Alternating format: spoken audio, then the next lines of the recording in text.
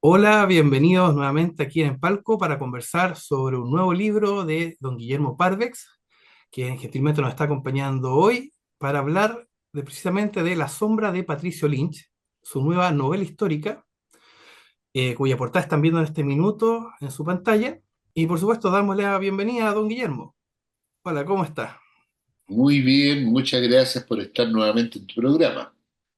Bueno, el gusto y el placer es nuestro, por supuesto, eh, para conversar de La sombra de Patricio Lynch, que por supuesto le doy el pase para que usted ahí lo presente, de qué se trata el libro, ahí para contextualizar a nuestro público. Bueno, este es un libro que surge la idea de escribirlo hace muchos años, cuando escribí Servicio Secreto Chileno en la Guerra del Pacífico, y me emerge la punta del iceberg de lo que ocurrió no tanto durante las primeras campañas de la Guerra del Pacífico hasta la ocupación de Lima, porque eso se relata en el anterior libro, sino que qué sucedió en los 3 años siguientes. Y teniendo algunos antecedentes de mi primer libro, me dediqué a hurgar en los archivos históricos de Chile y del Perú, y fue emergiendo esta historia, que como bien dices tú, es una novela histórica, no una historia novelada. Por lo tanto, todo lo que se habla de historia, los personajes, las autoridades, las fechas, las acciones mismas son todas reales, con la excepción de que he puesto diálogos como conversaciones, eh, tomando eso sí como base para esos diálogos el pensamiento y la forma de expresarse de cada protagonista, evidenciada en sus cartas o memorándum de la época. Bueno, y hablando de personajes, el primero que salta a la vista eh, es el personaje, el fondo, el que es el hilo conductor de la trama de la novela, que es José Antonio Silva Montt, que en un comienzo yo, cuando empecé a leer el libro, empecé a buscar cuál es el personaje de ficción y lo individualicé a él hasta que llegué al dato que era sobrino de Manuel Montt y ahí dije, no, este personaje debe ser real. ¿Podría contarnos un poco quién es? Porque en realidad no solamente es como dije, el hilo conductor de la novela, sino que tuvo una participación muy destacada en el servicio secreto durante la ocupación de Lima. Sí, José Antonio Silva Montt es un personaje real, y todo lo que se relata en el libro corresponde a su actuar, a su actuación durante la ocupación del Perú. Eh, Él es, como bien dijiste tú, sobrino del presidente Manuel Montt, que entró a estudiar Derecho en la Universidad de Chile, pero por desavenencias con su padre, él abandona la carrera y se marcha a Iquique, por entonces peruano, y se pone a trabajar en estas grandes casas importadoras, donde va ascendiendo de cargos. Después es enviado como gerente a otra importadora muy grande en Arequipa, y ahí establece él una amistad con el entonces prefecto de Arequipa, el coronel Prado, quien posteriormente fue presidente del Perú, y participa a petición de Prado en una revolución interna peruana, como oficial en el ejército del entonces coronel Prado. Eso le generó una gran amistad con muchas autoridades peruanas. Y él siguió viviendo en Perú cuando Prado asume la presidencia del Perú. Él es nombrado inspector en el fondo de salitrera del gobierno peruano, lo cual le abre muchas puertas con empresarios, con militares, con autoridades civiles peruanas. Y transcurrido un tiempo, él vuelve a Arequipa a asumir sus funciones, digamos, como ejecutivo de una gran empresa importadora y exportadora. Y lo sorprende la Guerra del Pacífico estando en Iquique, Ujú. también por trabajos profesionales. A esa altura él llevaba ya cerca de 15 años en el Perú. Y en Iquique es reclutado por el Servicio Secreto Chileno y cumple una función muy especial, muy valiosa, en las campañas de Tarapacá y de Lima. Pero aburrido o cansado, agotado de este trabajo de espionaje, terminada o ocupada Lima, él se retira del servicio secreto y vuelve a Chile con la idea de asumir una jefatura en una salitrera, ya en poder de Chile, en Iquique, y juntar la plata que le faltaba para adquirir un campo en Petorca, donde él había nacido. Y es ahí cuando Patricio Lynch es nombrado jefe político y militar del Perú, estamos hablando de mayo de 1881, y sabiendo los méritos que él tenía y las capacidades, lo contacta y contra su voluntad prácticamente lo vuelve a enganchar como agente para que cree una red de espionaje en el Perú. José Antonio se niega porque estaba cansado, quería retomar la vida con su hija, pero al final acepta irse al Perú con Lynch por un año y la verdad es que estuvo toda la ocupación de Perú, estuvo con Lynch y así surge este personaje que es 100% real y hasta ahí nomás vamos a dejar Sí, la por historia supuesto, del personaje. ¿Mm? por supuesto. Ahora, lo relevante de este personaje histórico, bueno, fue el encargado del servicio secreto durante la ocupación. Ahora, Exactamente. sin entrar en detalles, por supuesto, que eso es lo entretenido del libro, que va contando ahí todas las aventuras, peripecias que tuvo que pasar, por supuesto, ahí en territorio hostil. Eh, para entender un poco cómo es el servicio secreto en un siglo XIX, porque nosotros en el imaginario colectivo tenemos muy presente lo que son los servicios secretos ahora del siglo XX, pero el siglo XIX eran distintos, era lo mismo. Y la otra pregunta, si Chile siempre contaba con un servicio secreto o debido a la guerra se improvisaba uno y se armaba uno ahí en la marcha. La, ver- la verdad es que el servicio secreto chileno se organizó antes de la Guerra del Pacífico, cuando el embajador de Chile en el Perú, Joaquín Godoy Cruz, encuentra una hebra de que Perú había firmado un tratado militar secreto con Chile. Y ahí él empieza, digamos, a tratar de encontrar y de hacerse de un texto de este tratado para alertar al gobierno de Chile. Estamos hablando prácticamente 5 años antes del Ah, el inicio de la guerra. 73 fue ese tratado. Claro. Y, y de ahí se va armando esta trama que estuvo siempre en manos de civiles, porque dependió desde el inicio de este servicio hasta la ocupación de Lima, dependió exclusivamente de la Cancillería, no del Ministerio de Guerra. Ahora, esos agentes eran agentes secretos, ¿no? No confundamos con agentes de seguridad, ¿ah? Ujú. Que andan con pistola, ¿no es cierto? O preparando atentados como la CIA o el KGB en su momento. Ellos eran hombres de cuello y corbata que buscaban la información de la forma más limpia posible. Ellos incluso nunca participaron en acciones violentas contra su contrincantes, sino que siempre lo hicieron con guante blanco, porque era la forma de obtener el máximo información.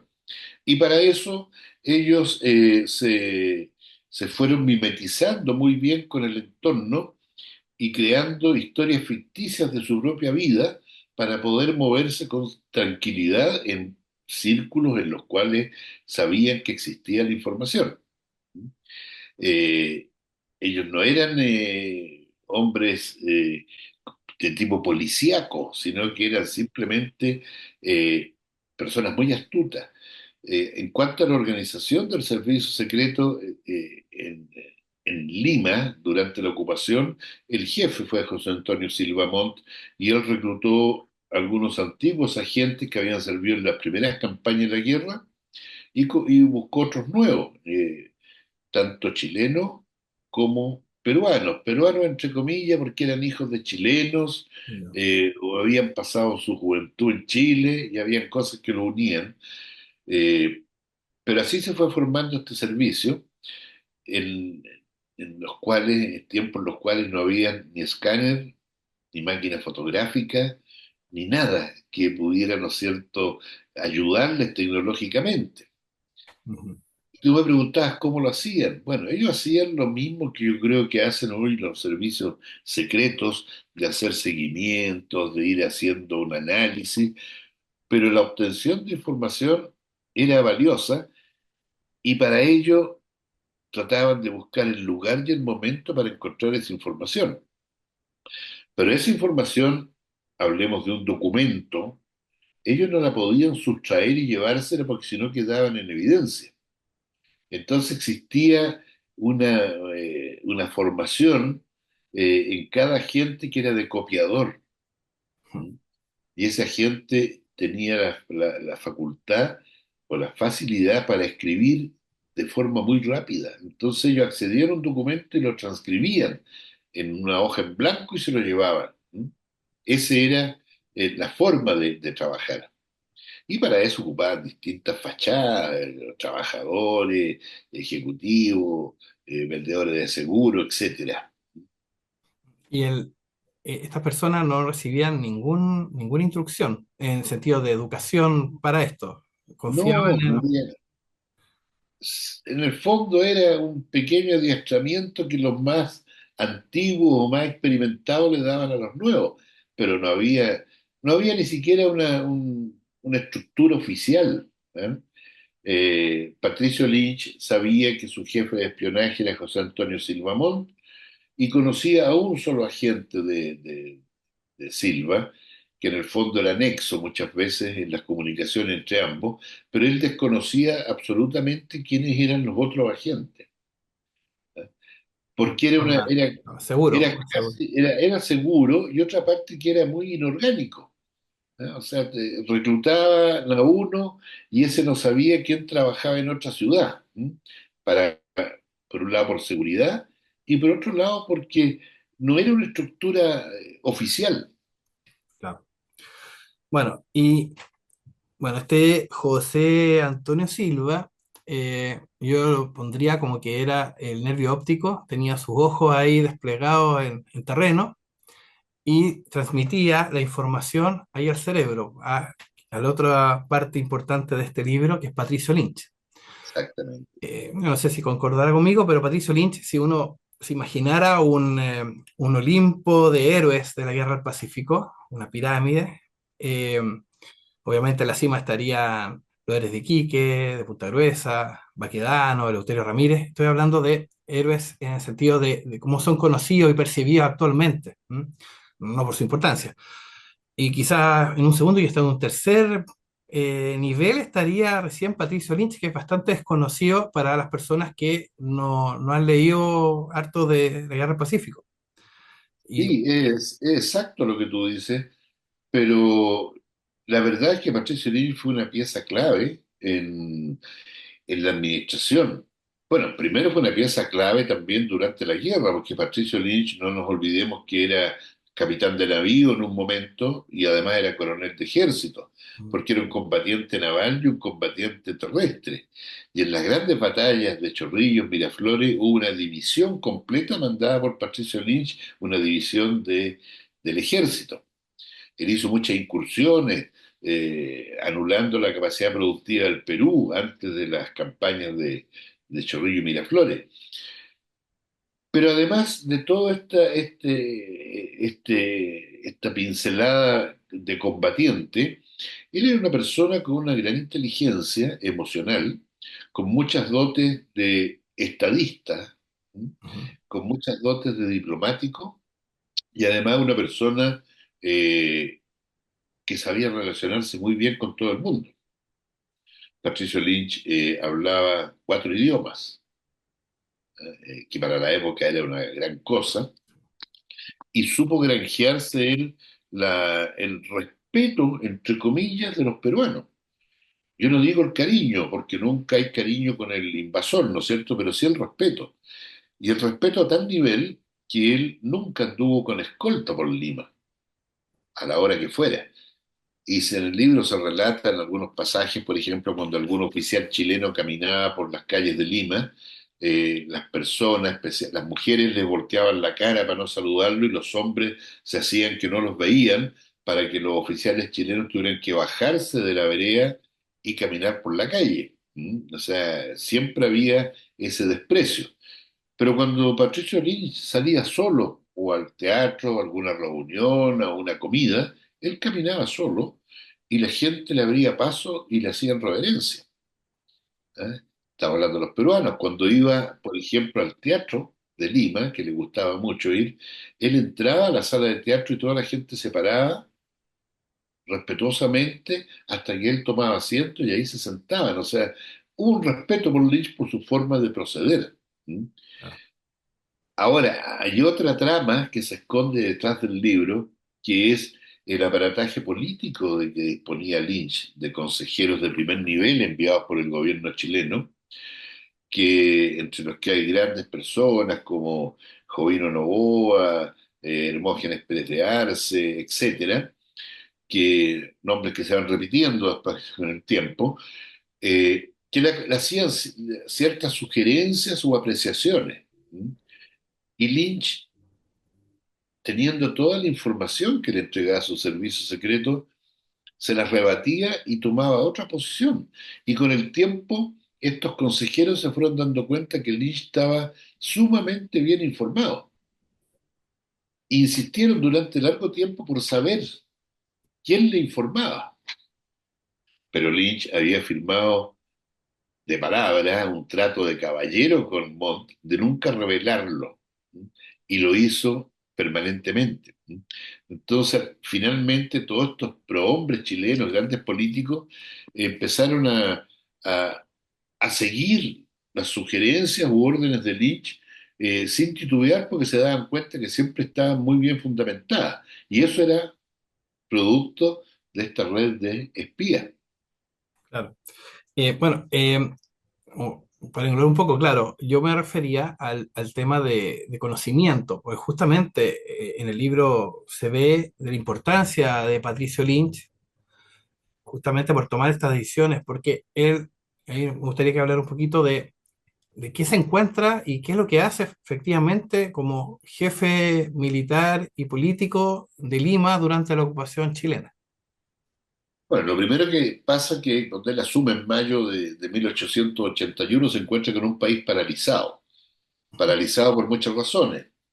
Mucha gente se había ido y otros simplemente estaban boicoteando a la administración chilena y no echaban a andar ciertas instituciones o servicios.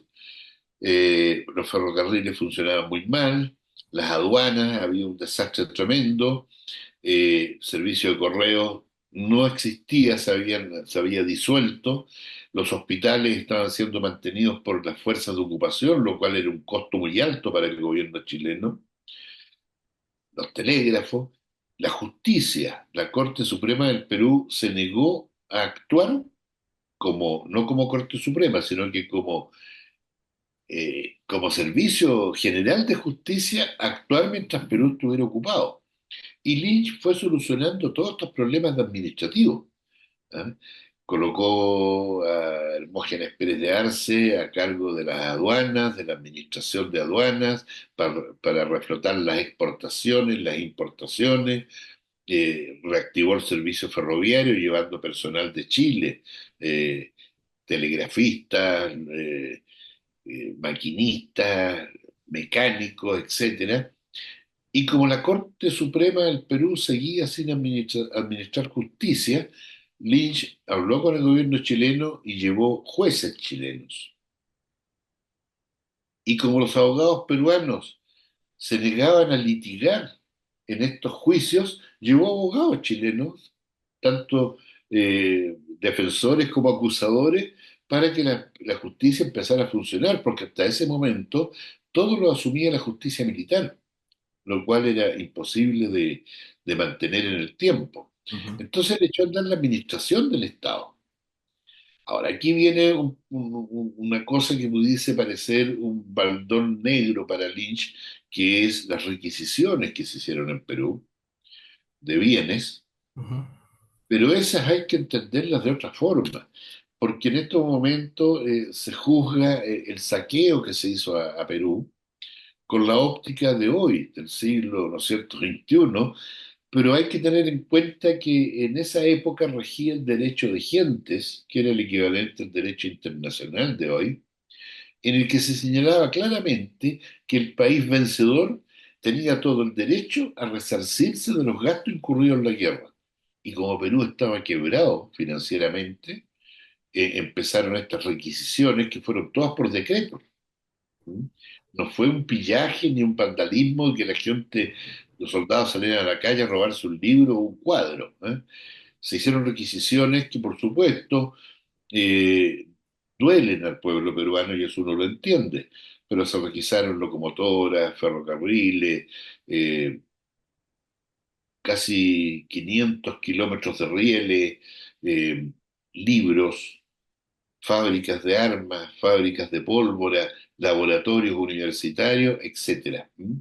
Pero eso se hizo todo dentro de un marco que podríamos considerar absolutamente legal para la época y que se había usado muy pocos años antes en la guerra franco-prusiana.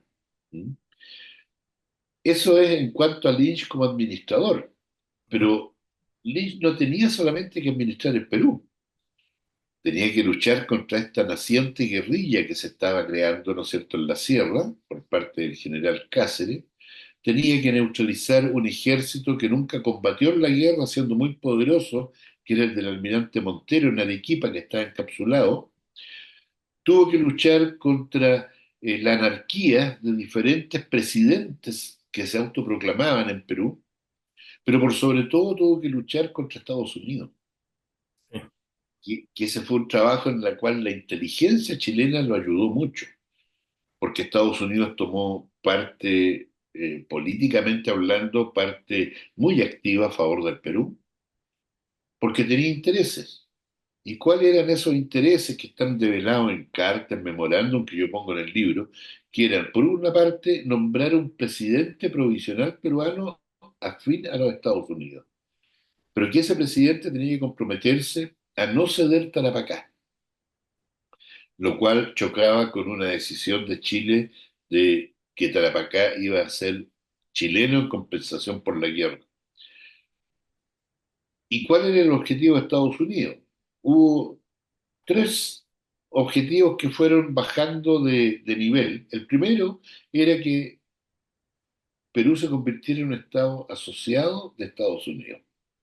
¿Y por qué? Por el salitre, por el guano. Ujú. Después, cuando vieron que esto era muy imposible, se buscó la compensación de que Perú cediera por 20 años la explotación de la salitrera y guanera de Tarapacá a los Estados Unidos. Y después de eso, que se diera por 10 años esta explotación. Y todo eso lo fue obteniendo Lynch y fue informando no solamente a la moneda, sino que también al embajador chileno en Washington, y para precaverse de estas maniobras, maniobras que llegaron al extremo de que uno de los presidentes provisionales, el doctor Calderón, le cedió a Estados Unidos oficialmente el puerto de Chimbote para base naval norteamericana. Y esto lo supo el servicio de inteligencia, eh, informó a Lynch y Lynch mandó inmediatamente el acorazado blanco Encalada a Chimbote y llegó horas antes de que desembarcaran los norteamericanos para instalar esta base naval en Chimbote.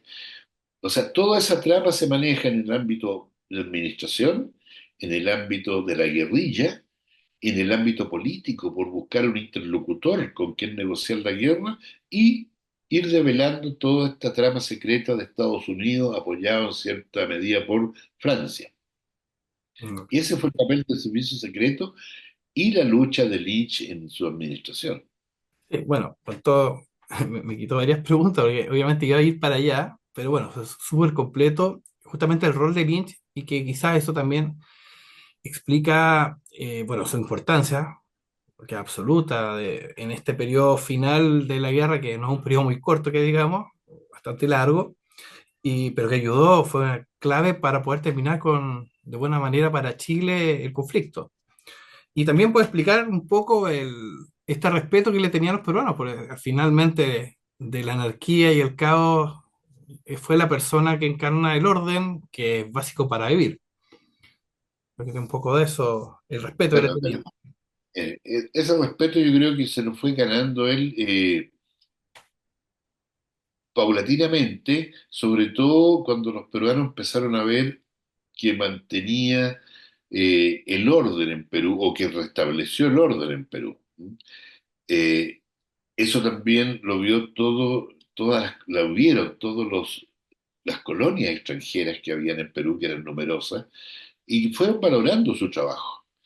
Cuando Lynch llegó, vamos a ir a partes muy domésticas, las calles eran cerros de basura, porque la municipalidad de Lima no estaba trabajando y no retiraba los desperdicios. Entonces, Lynch se preocupó de la salubridad, de la iluminación, de ir recuperando los espacios públicos, de echar a andar tanta institución que se requería. Y eso le fue generando en el fondo un respeto muy especial, porque en el fondo igual le temían por ser el jefe de la ocupación, pero entendían que era un hombre muy correcto. Y por eso él podía andar con toda soltura y tranquilidad por las calles de Lima, incluso de noche y solo. Lo cual es muy poco frecuente en un jefe de ocupación, ¿no es cierto?, de otro país. Y Lynch no le titubeó, no le tembló la mano cuando tuvo que aplicar también la justicia, ¿sí? Con agresores o asesinos de soldados chilenos. Él nunca le tembló la mano en aplicar la ley, y que en ese tiempo era el fusilamiento, y ordenó, nunca se entregó a las peticiones de los embajadores extranjeros. Él tenía por costumbre, cuando, por ejemplo, asesinaban a un oficial chileno y se capturaba al autor, empezaban a llegar las cartas de petición de clemencia de los embajadores extranjeros, y Lynch las contestaba al día siguiente del fusilamiento, ¿sí? En muy buenos términos, pero explicando que era la aplicación de la ley y que la ley se tenía que cumplir, porque de lo contrario iba a ser un caos nuevamente en la ciudad. Entonces él tuvo una forma de ser muy de hierro, pero con guante blanco. Ahora, usted que, bueno, obviamente ha tenido acceso a las fuentes peruanas, es decir, tratamiento historiográfico más antiguo, incluso más cercano a la fecha, ¿cuál es la visión que tienen en Perú de Patricio Lynch? La que tienen en Perú, En Perú. no, son muy encontradas. Todo depende de, de quién investigue y cómo maneje esos datos. Pero hay una corriente fuerte en Perú de historiadores que reconocen la obra de Patricio Lynch y que incluso ellos lo han bautizado internamente en algunas publicaciones o conferencias como el último virrey del Perú. Ujú, ¿Y por qué ese título? Porque en el fondo actuó como un virrey, desde el Palacio de los Virreyes, pero actuó como un virrey en cuanto a actuar en forma dictatorial, se puede decir, pero también eh, por el bien de toda la comunidad peruana. ¿Mm? Entendamos este bien entre comillas cuando estamos hablando de dos países que están en guerra. ¿Mm?